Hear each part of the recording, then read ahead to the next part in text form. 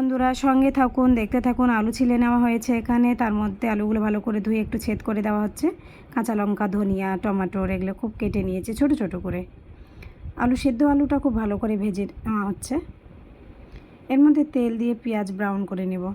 পেঁয়াজগুলো ব্রাউন করে তুলে নিয়েছি আমরা। এর মধ্যে ভেজে নেব হালকা করে ডিম, একটু হলুদ আর লবণ দিয়ে ডিমগুলো ভেজে তুলে নিয়েছি। একটা মশলা বানালাম।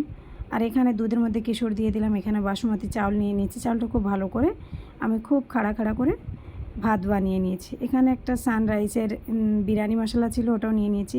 এটা হচ্ছে একটা আতরটাও এর মধ্যে মিক্স করে দিলাম একটু।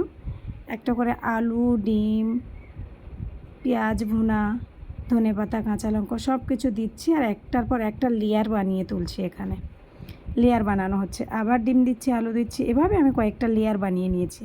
তারপরে কয়েক মিনিট 30 থেকে 40 মিনিট ভাপে রেখেছিলাম। ভাপে রাখার পর দেখুন আমার বিরিয়ানি রেডি। কেমন হয়েছে?